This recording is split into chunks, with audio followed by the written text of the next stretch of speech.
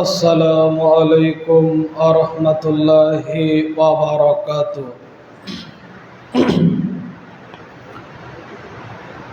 إن الحمد لله نحمده ونستعينه ونستغفره ونعوذ بالله من شرور أنفسنا ومن سيئات أعمالنا من يهده الله فلا مضل له ومن يضلل فلا هادي له ونشهد أن محمدا عبده ورسوله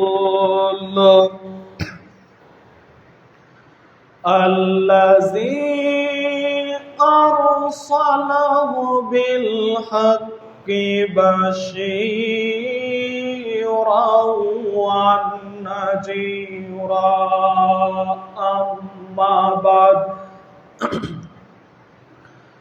أما بعد فإن خير الحديث كتاب الله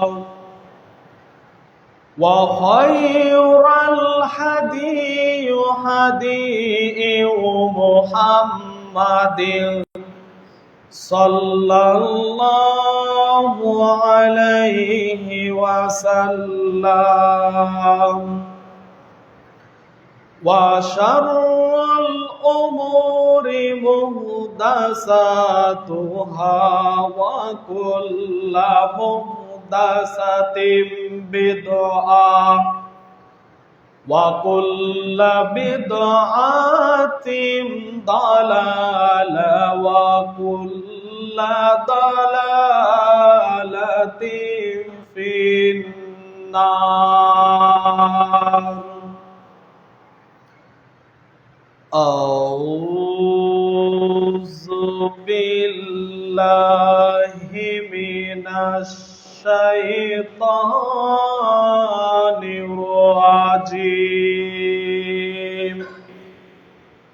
بسم الله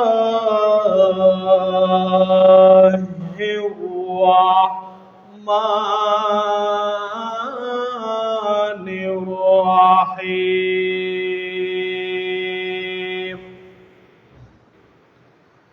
يا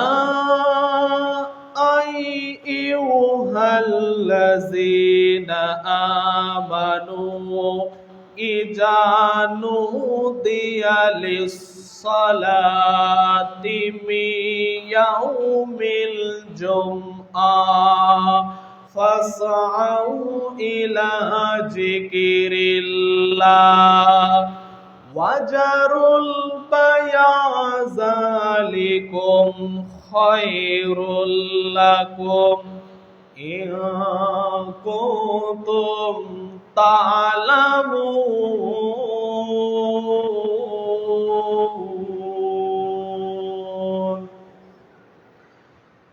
قل إن صلاتي ونسكي ومحياي ومماتي فلله رب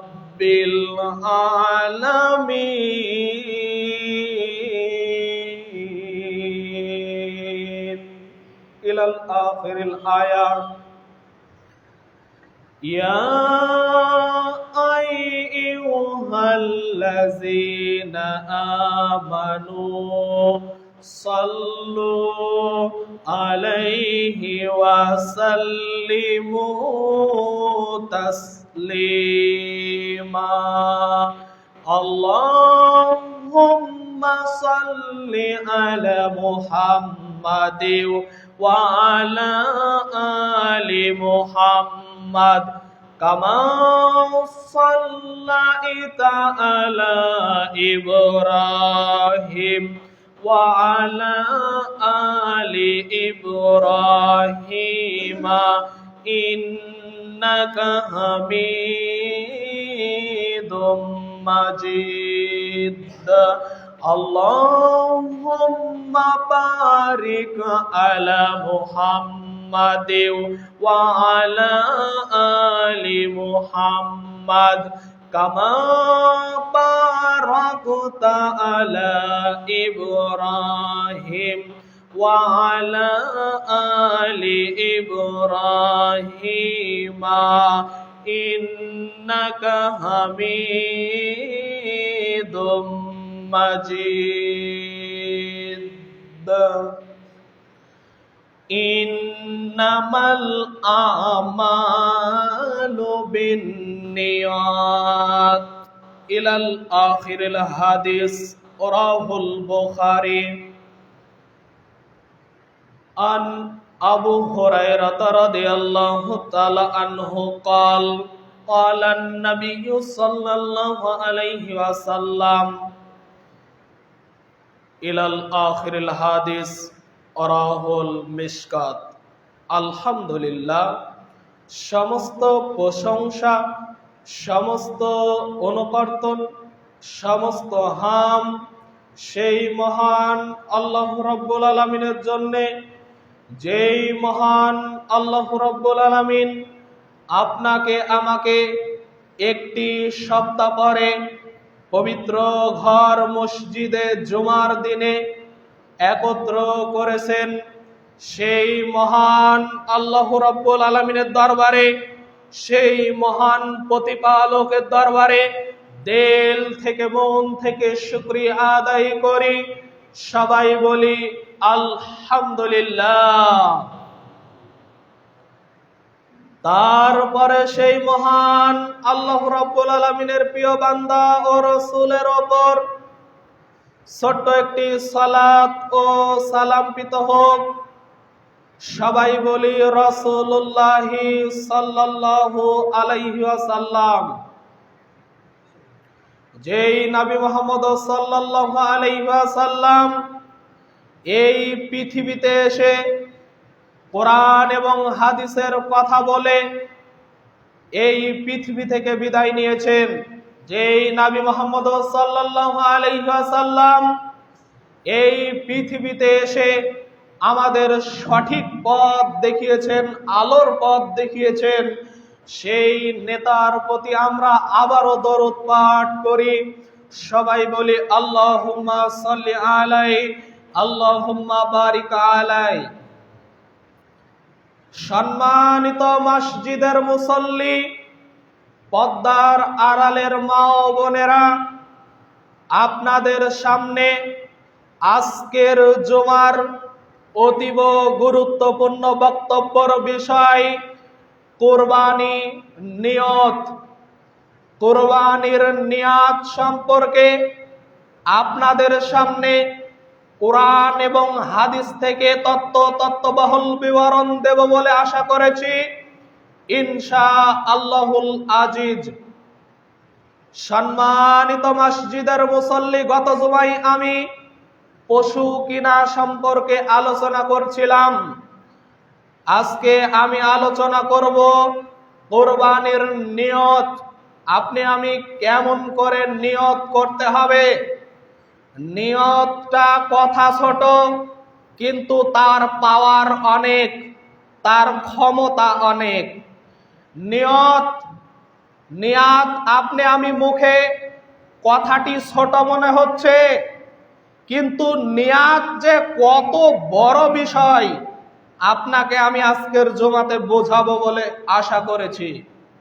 নিয়ত এমন একটি বিষয়, এই নিয়ত সম্পর্কে আল্লাহ রাব্বুল আলামিন এবং নবী মুহাম্মদ সাল্লাল্লাহু আলাইহি ওয়াসাল্লামের প্রথম হাদিস, বুখারীর 1 নাম্বার হাদিস, ইন্নামাল আমালু বিন্নিয়াত। বুখারীর 1 নাম্বার হাদিস, ইন্নামাল আমালু বিন্নিয়াত। নিয়াত এমন একটি বিষয়, নিয়াত এমন একটি বিষয় যার উপরে নির্ভর করে সমস্ত আমল। নিয়াত এমন একটি বিষয় যার উপরে নির্ভর করে সমস্ত আমল। আপনার নিয়াত যদি পরিপূর্ণ হয়, আপনার নিয়াত যদি খাঁটি হয়, তাহলে আপনার আমল গ্রহণযোগ্য হবে। আর যদি নিয়াতে ভেজাল থাকে, নিয়াত যদি আপনার পরিপূর্ণ না হয়, তাহলে আপনার সমস্ত আমল বরবাদ হবে। জোরে বলুন নাউজুবিল্লাহ। সম্মানিত উপস্থিতি, নিয়াত এমন একটি বিষয়, আল্লাহর নবী বুখারীর বর্ণনায় যে হাদিসটা বর্ণনা করেছেন, আবু হুরায়রা হাদিস বর্ণনা করেছেন, তিনি বলেন নিয়াত এমন একটি বিষয়, আল্লাহর নবীকে আমি বলতে শুনেছি, যা কিছু আপনি আমি আল্লাহর ইবাদত করি, আপনি আমি আল্লাহর যেই ইবাদত করি, এই ইবাদত কবুল হওয়ার একমাত্র শর্ত হলো প্রথম আপনার নিয়াত। নিয়াত সম্পর্কে আমি আলোচনাটা এই জন্যে নিয়ে আসছি, কারণ সামনে আছে কুরবানি, আর বেশি সময় নেই। আমাদের হাতে সময় আছে আর 19 থেকে 20 দিনের মতন সময়। আজকে 8 মে, 8 তারিখ, 8 মে এবং জিলকদ মাসের 20 তারিখ। আজকে জিলকদ মাসের 20 তারিখ এবং ইংলিশের 8 তারিখ, 8 মে। সম্মানিত উপস্থিতি, আমাদের বেশি সময় নেই, আর 19 থেকে 20 দিন সময়। তাই আমি আপনাকে নিয়াত সম্পর্কে এজন্য আলোচনা নিয়ে আসছি, মানুষের কুরবানি সম্পর্কে নিয়াতের ভেজালের শেষ নেই। মানুষ কোন নিয়াতে পশু কুরবানি করবে, এই নিয়াতটা আপনার সঠিক হতে হবে। কেননা আল্লাহ রাব্বুল আলামিন নিজে পবিত্র কোরআন সূরাতুল হজের 37 নম্বর আয়াতে আল্লাহ রাব্বুল আলামিন জানিয়ে দিয়েছেন, আপনি আমি আজকে পবিত্র কোরআন খুলবেন, 22 নম্বর সূরা, 17 নম্বর পারা, 37 নম্বর আয়াত। আল্লাহ রাব্বুল আলামিন তিনি বলেন, আমি আল্লাহ তোমাদের 1 লাখ টাকার পশু কিনেছো, 2 লাখ টাকার পশু কিনেছো, 10 লাখ টাকার পশু কিনেছো, এটা আমি দেখিনি, এটা আমি দেখার প্রশ্ন মনে করি না। তুমি যে খাসি কিনেছো, কি গরু কিনেছো, কি ভেড়া কিনেছো, এগুলা আমি দেখি না। আল্লাহ রাব্বুল আলামিন বুঝাতে চাচ্ছেন, আমি তোমার পশু, কত বড় পশু কিনেছো তা দেখি না, কত লাখ টাকার পশু কিনেছো তা দেখি না। আমি একমাত্র তোমাদের মনের তাকওয়া দেখি। জোরে সরে বলুন সুবহানাল্লাহ। তে মনের তাকওয়া, তাকওয়াটা কি? তাকওয়া হলো খালেস বিশ্বাস, একেবারে খালেস অন্তরে বিশ্বাস, এবং খালেস নিয়াতকে বলা হয় তাকওয়া।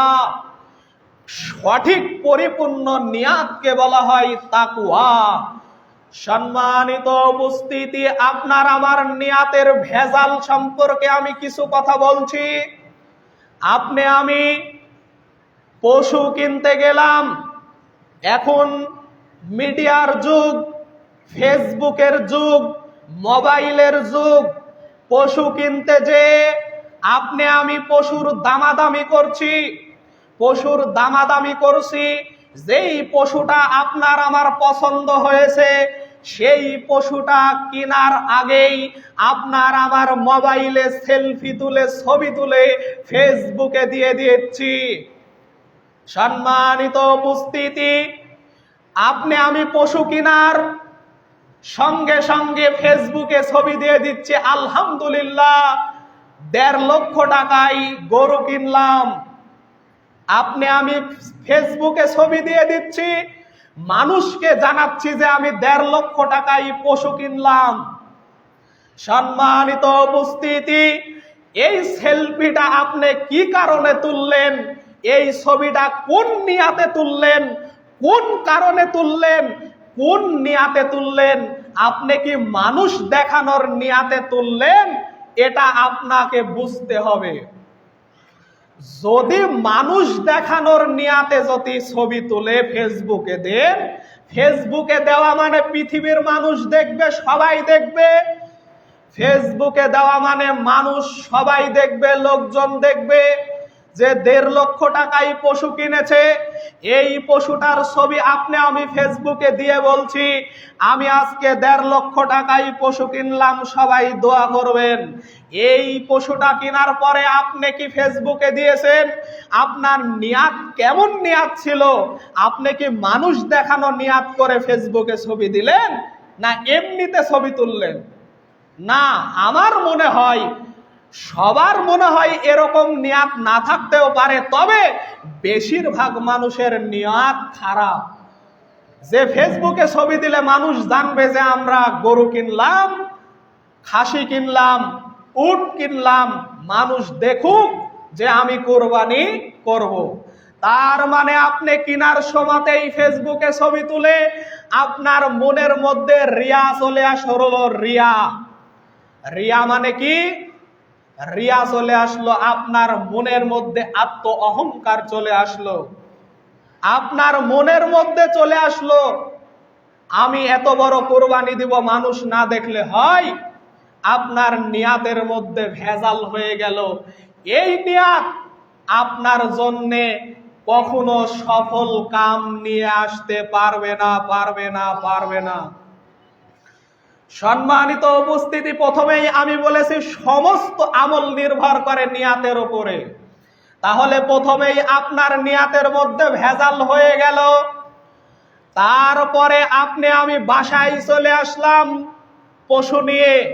বাসায় আসার পরে আপনি আমি মানুষ যখন জিজ্ঞাসা করছিল কি ব্যাপার চাচা, গরু কত টাকা দিয়ে কিনেছেন? আপনি বলছেন আমি কিনেছি গরু 1.5 লক্ষ টাকায়। 1.5 লক্ষ টাকায় গরু কিনেছি। তখন ওই মানুষটা বলছে চাচা আপনি তো ঠগেননি। তখন বলছে যে আমি কি ঠগার মানুষ? এরকম নীতি আপনার আমার সমাজে প্রচলন রয়েছে। সম্মানিত উপস্থিতি, তখন বলছে এই গরুটা অনেক সুন্দর, পছন্দ হয়েছে আমার, রানের মাংস, তার পিছে 2টা যে রান আছে এই রান দেখে আমি পছন্দ করেছি। মানুষ এরকম মুখে বলতে থাকে, মানুষে বলতে থাকে আমি তো ঠগি নাই। আবার অনেক মানুষ যতে বলেছে যে আমি ঠগে গিয়েছি, আপনি ঠগে গিয়েছেন, তখন সে আফসোস করে। সম্মানিত উপস্থিতি, তার মানে আপনাকে বুঝতে হবে কুরবানির জন্য যেই পশুটা কিনলেন এই পশুতে 10 টাকা ঠগলেই কি আর 1000 টাকা লাভ হলেই কি আর 2000 টাকা ঠগলেই কি? আপনি কেন ঠগার কথা ভাবতে গেলেন? আপনি কেন লাভ লসের কথা ভাবতে গেলেন? আপনাকে আমি বোঝাতে চাচ্ছি, আপনি পশু কেনার পরে বাসায় এসে লাভ লসের চিন্তা করলে আপনার নিয়াত কখনো সঠিক হতে পারে না, পারে না, পারে না। আপনি কিনে এনেছেন আল্লাহকে সন্তুষ্ট করার জন্যে। প্রথমেই আপনার শর্ত আপনার সঠিক নিয়াত। আপনি এই সঠিক নিয়াত দ্বারা আপনি পশু কিনে নিয়ে আসছেন, এরপরে আপনি ঠগেছেন কি জিতেছেন এটা আপনাকে দেখতে হবে না, আপনাকে ধারণাও করতে হবে না, আপনাকে বোঝার চেষ্টাও করতে হবে না। কখনো মানুষকে বলতে যাবেন না তুই 1,20,000 টাকা দিয়ে কিনেছিস, আমি 50,000 টাকা দিয়ে কিনেছি, 1,50,000 দাম, তোর থেকে 30,000 টাকা বেশি দিয়ে কিনেছি, এরকম কিছু বলতে যাবেন না। কেননা আপনি যখনই বলবেন তোর থেকে 30,000 টাকা বেশি দিয়ে কিনেছি, তখন আপনার নিয়াতের মধ্যে ভেজাল হয়ে গেল, আপনার নিয়াত দুর্বল হয়ে গেল, আপনার নিয়াত খাঁটিয়ার হলো না, আপনার নিয়াত হয়ে গেল মানুষকে আত্ম অহংকার দেখানো, আপনার নিয়াতটা হয়ে গেল লোক দেখানো, আপনার নিয়াতটা হয়ে গেল অহংকার মুক্ত নিয়াত, অহংকার যুক্ত নিয়াত। তাই সম্মানিত উপস্থিতি, পশু কিনা থেকে শুরু করে পশু জবাই করা পর্যন্ত আপনার আত্ম অহংকার বলে কোনো কিছু কাজ করবে না। আপনার মনের প্রথম থেকে শুরু করে পশু কিনা থেকে শুরু করে পশু জবাই করার আগ পর্যন্ত আপনার একটাই নিয়াত থাকবে, যা হবে আল্লাহ তুমি কবুল করো। আল্লাহ আমি খালেস নিয়াতে পশু কিনেছি, আল্লাহ তুমি কবুল করো। আপনার মনে এরকম দোয়া থাকতে হবে, আপনার মনে আল্লাহর উপরে এরকম ভরসা থাকতে হবে।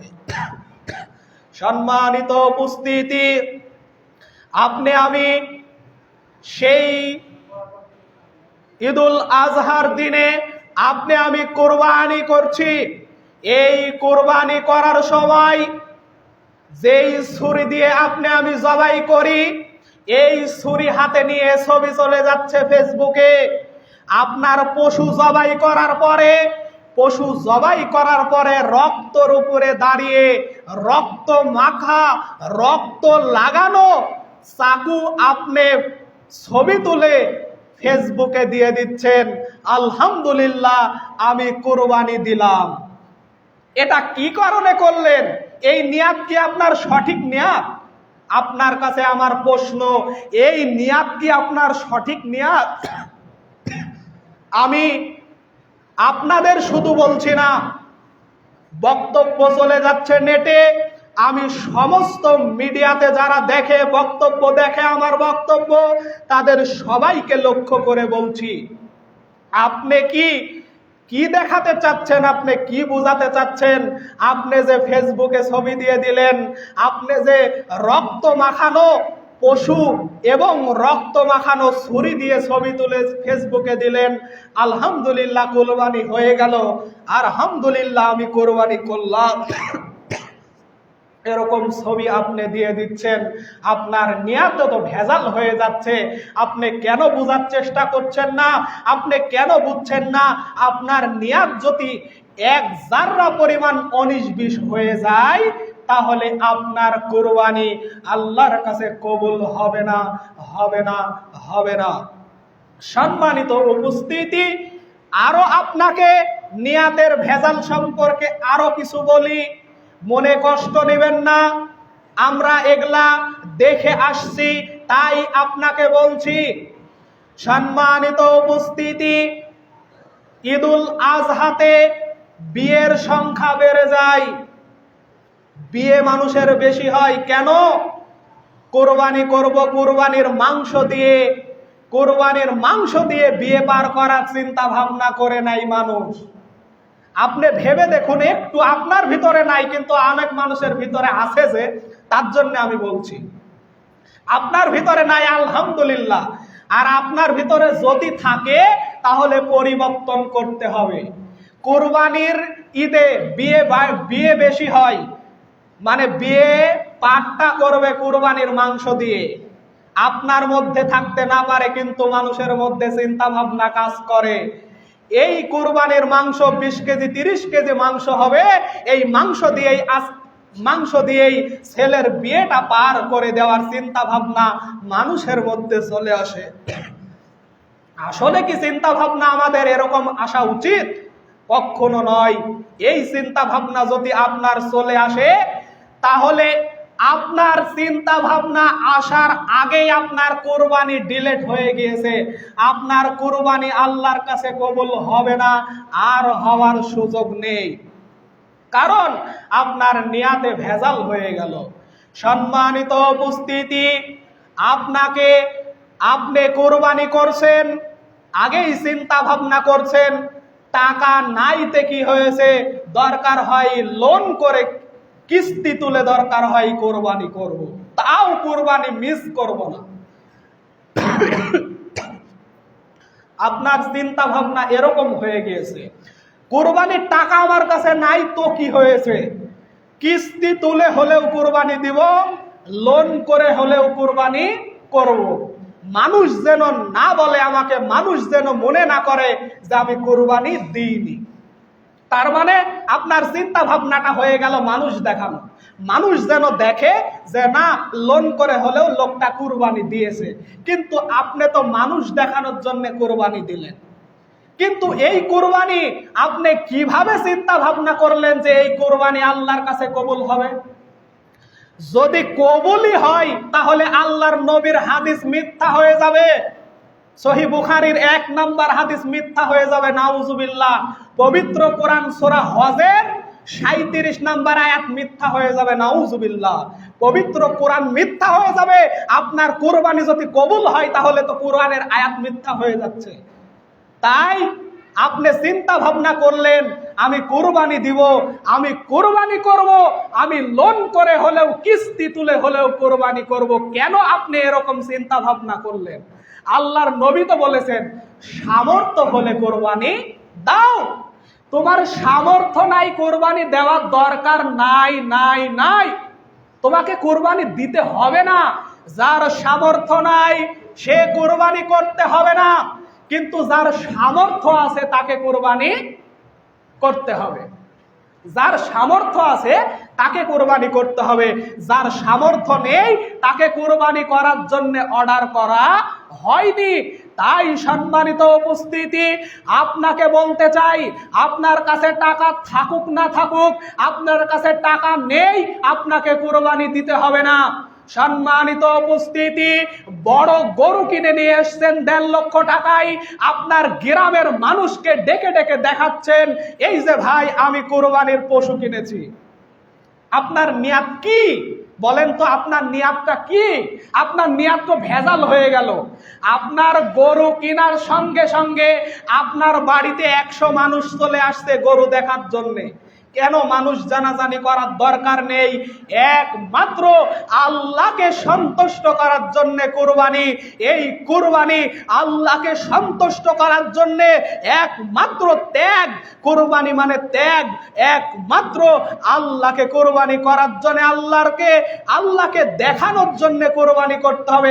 একমাত্র শর্ত আল্লাহকে দেখাতে হবে, আল্লাহকে বোঝাতে হবে, আল্লাহকে জানাতে হবে আল্লাহ আমি তোমাকে খুশি করার জন্য কোরবানি করছি। সম্মানিত উপস্থিতি, তাই আপনি কখনো চিন্তা ভাবনা করবেন না নতুন বিয়ে দিয়েছি ছেলের শ্বশুর বাড়িতে মাংস পাঠাতে হবে, এরকম চিন্তা ভাবনা আপনার মাথায় যেন না আসে। নতুন মেয়ের বিয়ে দিয়েছি, বাসায় মাংস পাঠাতে হবে, মেয়ের বাসায় মাংস পাঠাতে হবে, জামাইয়ের বাসায় মাংস পাঠাতে হবে, এরকম চিন্তা ভাবনা যদি আপনার মধ্যে চলে আসে তাহলে আপনার নিয়াত পরিপূর্ণ না। সম্মানিত উপস্থিতি, নিয়াত এমন একটি বিষয়, এই নিয়াত সম্পর্কে আপনাকে আরেকটা হাদিস অনুবাদ করি। পবিত্র অমীয় বাণী সহিহুল বুখারীর হাদিস ক্বালা রাসূলুল্লাহি সাল্লাল্লাহু আলাইহি ওয়াসাল্লাম। হাদিসটা হাদিসে কুদসি। আল্লাহ তাআলা নিজে, আল্লাহ রাব্বুল আলামিন নিজে বলছেন, ফেরেশতাগণ, এই হাদিসটা খুব ভালো করে শুনবেন। আল্লাহ বলছেন, ফেরেশতাগণ তোমরা শুনে রাখো, আমার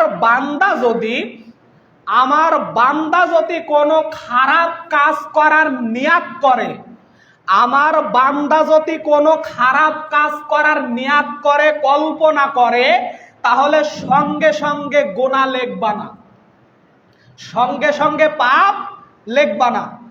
যখন গুনাহ করে ফেলবে তখন পাপ লিখবা। আল্লাহ নিজে বলছেন আমার বান্দারা যখন পাপ কাজ করবে তখন লিখবা গুনাহ, কিন্তু গুনাহ নিয়াত করেছে, গুনাহ করার নিয়াত করেছে, কল্পনা করেছে, কিন্তু গুনাহ করেনি, তখন গুনাহ লিখবা না। আর যদি এই ভুল বুঝতে পেরে যে এটা আমার পাপ হবে, এটা আল্লাহকে ভয় করে যদি ওখান থেকে ফিরে আসে তাহলে তুমি তার জন্য সওয়াব লিখে দাও। জোরে বলুন সুবহানাল্লাহ। আমাকে ভয় করে যদি ওখান থেকে ফিরে আসে তাহলে তুমি সওয়াব লিখে দাও। ফেরেশতাকে অর্ডার করছে তুমি তার জন্য সওয়াব লিখে দাও। এবং হাদিসটা অনেক লম্বা। এবং আমার বান্দারা যদি কোনো ভালো কাজের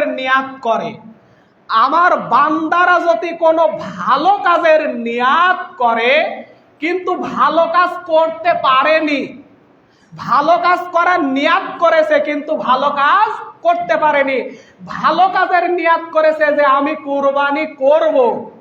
কুরবানি করব এরকম নিয়াত করেছে কিন্তু কুরবানি করতে পারেনি, আল্লাহ নিজে অর্ডার করছেন ফেরেশতাদের অর্ডার করছে যে তুমি তার আমলনামায় সওয়াব লিখে দাও। জোরে সোরে বলুন সুবহানাল্লাহ। আল্লাহ রাব্বুল আলামিন নিজে ফেরেশতাদেরকে অর্ডার করছেন, আমার বান্দা ভালো কাজের নিয়াত করেছে কিন্তু ভালো কাজ করতে পারেনি, তাও তুমি সওয়াব লিখে দাও। আর যদি ওই ভালো কাজ করে ফেলে তাহলে তোমরা ওই সওয়াবকে 10 গুণ থেকে 700 গুণ পর্যন্ত বৃদ্ধি করে দাও। জোরে বলুন সুবহানাল্লাহ। সম্মানিত উপস্থিতি, এই হাদিসটা আমি অন্তত 2 থেকে 3 বার পড়েছি আজকে। এত ভালো লাগলো, আমি হাদিসটা জানি, তারপরেও আজকে আমি আবার নতুন ভাবে পড়লাম, আমাকে কত ভালো লাগছে। দেখুন আল্লাহ কত দয়াবান,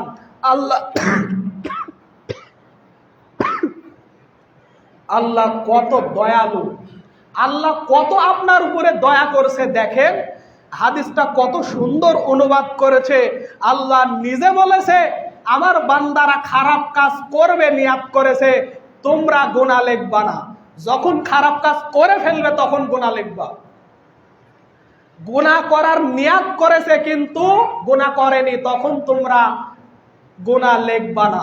আর যদি গুনাহ করে ফেলে তাহলে গুনাহ লিখবা। আর যদি ভালো কাজের নিয়াত করে তাহলে তোমরা তার আমলনামায় সওয়াব লিখে দাও। ভালো কাজের নিয়াত করেছে কিন্তু ভালো কাজ করেনি, তাও তোমরা তার আমলনামায় সওয়াব লিখে দাও। সম্মানিত উপস্থিতি, হাদিসটি বুখারীর 7501 নম্বর হাদিস। এত সুন্দরভাবে আল্লাহ রাব্বুল আলামিন জানিয়ে দিয়েছেন, তাই আপনাকে বলছি নিয়াত অত্যন্ত গুরুত্বপূর্ণ একটি বিষয়। সব কিছু নির্ভর করে নিয়তের উপরে, সব কিছু আমল নির্ভর করে নিয়তের উপরে। আপনার নিয়াত যদি পরিপূর্ণ হয়, আপনার নিয়াত যদি খাঁটি হয়, তাহলে আপনার কুরবানি জবাই করার আগেই আল্লাহর কাছে কবুল হয়ে যাবে।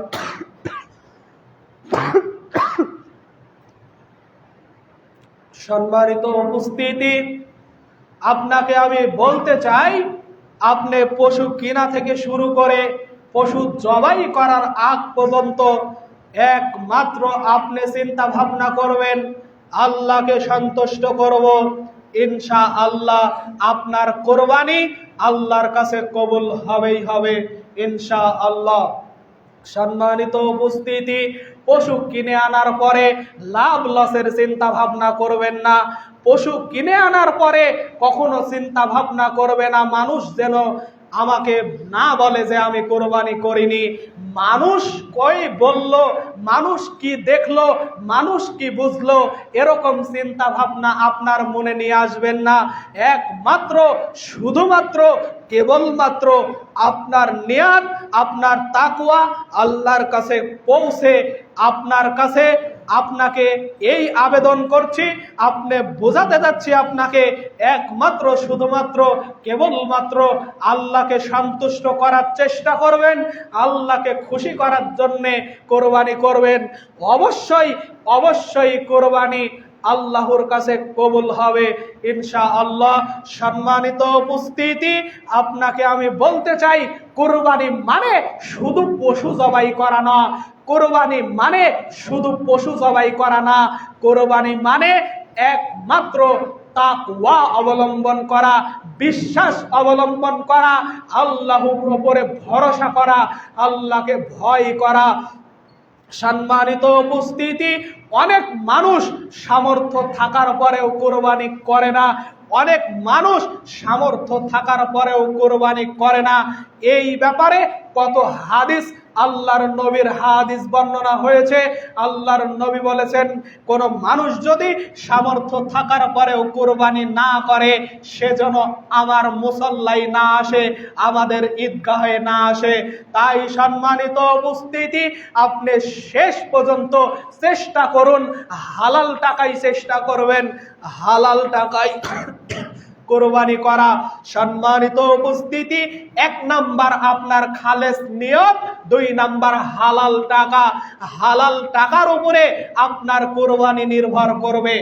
হালাল টাকা, হালাল ইনকাম কিভাবে করতে হয় মানুষকে বোঝানোর দরকার নেই, মানুষ ভালোই বুঝে। কোনটা হালাল কোনটা হারাম মানুষ ঠিকই বুঝে, এটা আমি ব্যক্তিগতভাবে বলতে চাচ্ছি না। কোনটা হারাম কোনটা হালাল মানুষ ভালোই জানে। তাই আপনাকে বুঝে শুনে হালাল টাকায় কোরবানি করার চেষ্টা করুন। ইনশাআল্লাহ আপনার পশু জবাই করার আগেই আল্লাহর কাছে কোরবানি কবুল হবে ইনশাআল্লাহ। আপনাকে শেষ মুহূর্তে আরেকটি কথা বলতে চাই, কোরবানি করবেন একমাত্র নিয়াত যেন সঠিক হয়।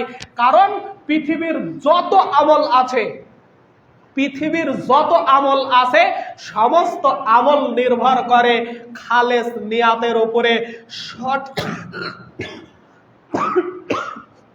সঠিক নিয়তের উপরে। আমার কথা বলতে অনেক সমস্যা হচ্ছে, সময়ও শেষ, আমি আর বেশি কথা বলছি না। কাশি হচ্ছে আমার, সবাই আমার জন্য দোয়া করবেন, আমি যেন কাশিতে থেকে পরিত্রাণ পাই। এই আশা, এই দোয়া, এই দাবি রেখে আজকের জুমার খুতবা এখানেই বিদায় নিচ্ছি। দাওয়াহুম ফিহা সুবহানাকাল্লাহুম্মা ওয়া তাহিয়াতুহুম ফিহা সালাম ওয়া আখিরি দাওয়াহুম আনিল হামদুলিল্লাহি রাব্বিল আলামিন।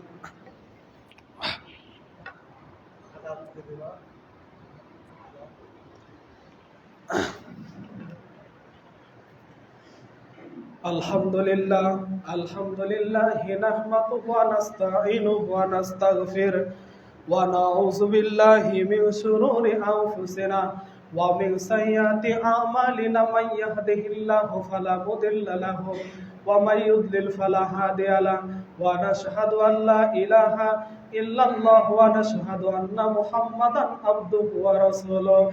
আল্লাহুম্মা সাল্লি আলা মুহাম্মাদ ওয়া আলা আলি মুহাম্মাদ কামা সাল্লাইতা আলা ইব্রাহিম ওয়া আলা আলি ইব্রাহিম ইন্নাকা হামিদুম মাজিদ। আল্লাহুম্মা বারিক আলা মুহাম্মাদ ওয়া আলা আলি মুহাম্মাদ কামা বারাকতা আলা ইব্রাহিম ওয়া আলা আলি ইব্রাহিম ইন্নাকা হামিদুম মাজিদ। আর রব্বুল আলামিন, আল্লাহ তোমার গুনাহগার বান্দা, আল্লাহ গুনাহ করতে করতে সর্বশরীর গুনাহতে জড় গেছে। আল্লাহ মেহেরবানি করে আল্লাহ তুমি আমাদের জীবনের গুনাহ খাতা মাফ করে দাও আল্লাহ। আর রব্বুল আলামিন, আল্লাহ আমাদের খালেস নিয়াতে কুরবানি করার তৌফিক দান করো আল্লাহ। আর রব্বুল আলামিন সবাইকে সঠিক নিয়াতে কুরবানি করার তৌফিক দান করো আল্লাহ। আর রব্বুল আলামিন, আল্লাহ সবাইকে ঈদুল আজহা পর্যন্ত হায়াতে তৈয়বা দান করো আল্লাহ। আল্লাহ সবাইকে কুরবানি করার তৌফিক দান করো আল্লাহ। আল্লাহ সবাইকে ভালো রেখো আল্লাহ, সুস্থ রেখো আল্লাহ। আযহিবিল বাসা রব্বান নাসি ওয়াশফি আনতা শাফি লা শিফা ইল্লা শিফা শিফাউকা শিফা লা ইউগাদিরুস সাকামা। اللهم أجرني من النار اللهم أجرني من النار اللهم اغفر له وارحمه وعافه واعف عنه اللهم اغفر له وارحمه وعافه واعف عنه اللهم اكفني بحلالك عن حرامك واغنني بفضلك عمن سواك اللهم اكفني بحلالك عن حرامك واغنني بفضلك عمن سواك আল্লাহ এই আশা এই দোয়া এই দাবি রেখে আজকের জুমার খুতবা এখানেই বিদায় নিচ্ছে ইন্নাল্লাহা ইয়ামুরু বিল আদলি ওয়াল ইহসানি ওয়া ইতাইজিল কুরবা ওয়া ইয়ানহা আনিল ফাহশাই ওয়াল মুনকারি ওয়াল বাগই ইয়াইযুকুম লাআল্লাকুম তাযাক্কারুন ফাযকুরুনি আযকুরুকুম ওয়াশকুরু লি ওয়া লা তাকফুরুন আসসালামু আলাইকুম ওয়া রাহমাতুল্লাহি ওয়া বারাকাতুহু।